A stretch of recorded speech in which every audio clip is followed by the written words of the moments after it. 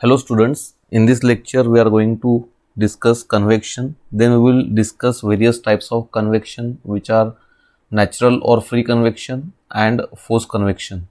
Then we will discuss the Newton's law of cooling, and finally we will see heat transfer coefficient.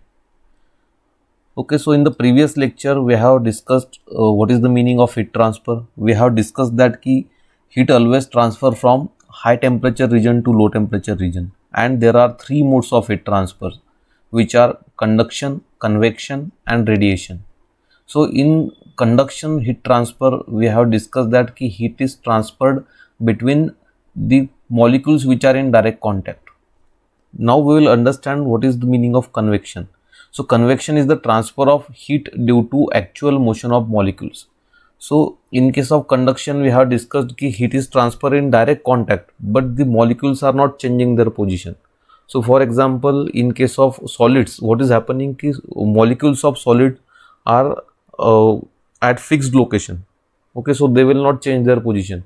But in case of liquid and gases, the molecule can change their position, and that's why this convection is possible only in case of liquid and gases. Convection is not possible in case of solid. Okay, convection is the mode of energy transfer between a solid surface and adjacent liquid or gas in motion. So again, this convection is also possible in solid and liquid interface or solid and gas interface. So when the liquid is coming in contact with solid or the gas coming in contact with the solid, then heat is transferred by convection mode of heat transfer. So example of convection is heating of water in a pan.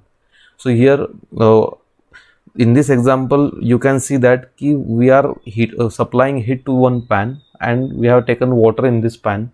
So what is happening, as the temperature of this pan is increasing, the water which is in contact with that pan, that will get heated, and then the molecules of water will be circulated, and those molecules will transfer heat to the adjacent molecules or surrounding molecules by direct motion of the molecules.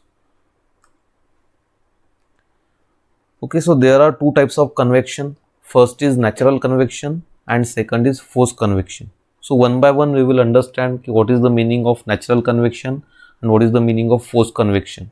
So first we will see natural convection. So when the fluid motion is caused by natural convection current or density difference, then that mechanism is known as natural convection. So this we can understand with a simple example.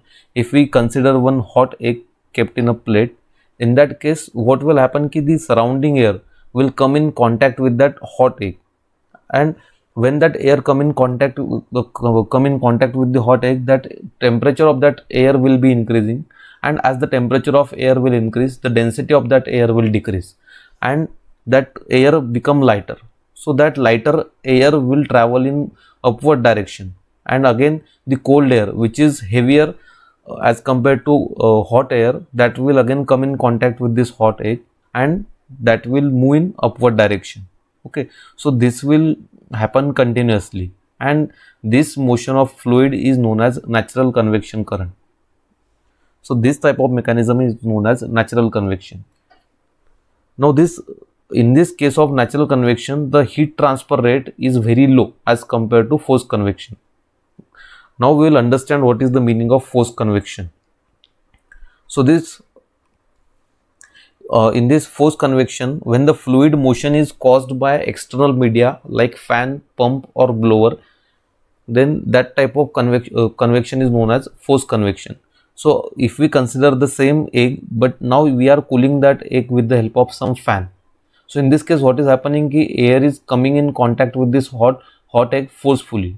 So more air will come in contact with this hot egg as compared to natural convection, and this egg will cool rapidly. So this type of convection is known as forced convection. So why we are calling this convection as a forced convection? Because we are flowing the air forcefully with the help of some device like fan, pump or blower. So it is very interesting that in case of forced convection, the rate of heat transfer is very high as compared to natural convection. So in most of the engineering application, we want for rapid cooling or fast cooling. So that's why we are using forced convection as compared to natural convection.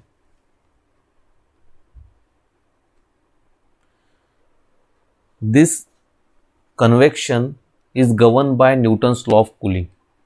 So now we'll see what is this Newton's law of cooling. So according to this Newton's law of cooling, the Newton's law of cooling states that the rate of heat loss of body is directly proportional to the difference in temperatures between the body and its surrounding. Okay, that means Q is directly proportional to the surface area of body and temperature difference between the body and surrounding. So here the Q is rate of heat transfer by convection, AS is surface area of the body, Ts minus T infinity. Ts is temperature of surface or temperature of body and T infinity is surrounding temperature. Okay, so here the rate of heat transfer is given in joule per second or watt. This surface area is given in meter square and temperature can be given in degree Celsius or Kelvin. Okay, so we will understand this law with some example. If we consider that same hot egg, or in this case if I want to find the relation of rate of heat transfer with temperature, then this rate of heat transfer Q is directly proportional to surface area of this egg and temperature difference of this surface of egg and surrounding. Okay, so just now we have seen that this Newton's law of cooling is given by Q is directly proportional to AS into Ts minus T infinity. So now we will simplify this law and we will try to find some equation from this law.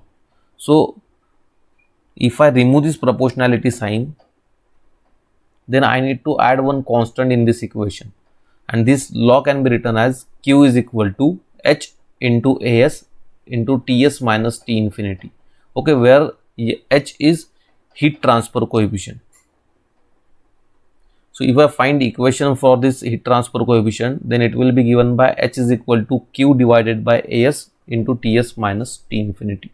Okay, where this H is heat transfer coefficient or convection coefficient. So now we'll find unit for this heat transfer coefficient. So we know that key unit for Q is watt or joule per second, unit for area is meter square, unit for temperature difference is degree Celsius or Kelvin. So from that the unit for this heat transfer coefficient will be watt per meter square Kelvin or watt per meter square degree Celsius. So from this unit itself we can define this heat transfer coefficient H. So how we can define this heat transfer coefficient H? The heat transfer coefficient is rate of heat transfer through the material per unit area per unit temperature difference between the surface and surrounding fluid. Okay, so how we have defined this? So we know that watt is unit for heat transfer rate, meter square is unit for area and Kelvin is unit for temperature difference. So from this unit we have said that heat transfer coefficient is the rate of heat transfer per unit area per unit temperature difference. The heat transfer coefficient is not the property of material. Its value depends upon number of parameters like surface finish, velocity, etc. So in case of conduction, we have seen that this proportionality constant was thermal conductivity K, and that thermal conductivity was property of material. But in this case, this H is not property of material and value of this H will depend on number of parameters. If velocity of fluid is more, in that case the value of H will be more. If the surrounding fluid is air, in that case value of H will be less. If the surrounding fluid is liquid, in that case value of H will be more.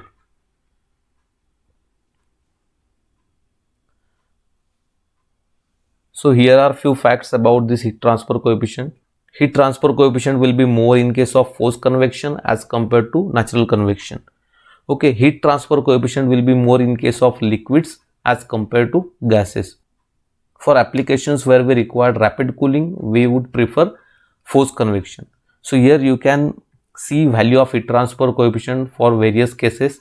So free convection of gases, in this case the value of heat transfer coefficient will be in the range of 2 to 25 watt per meter square Kelvin.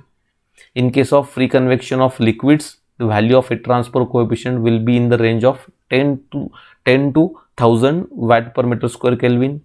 In case of forced convection of gases, the value of this heat transfer coefficient will be in the range of 25 to 250 watt per meter square Kelvin.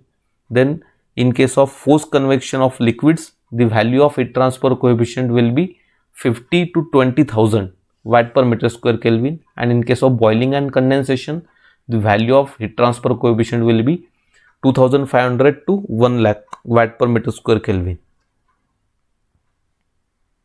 Thank you.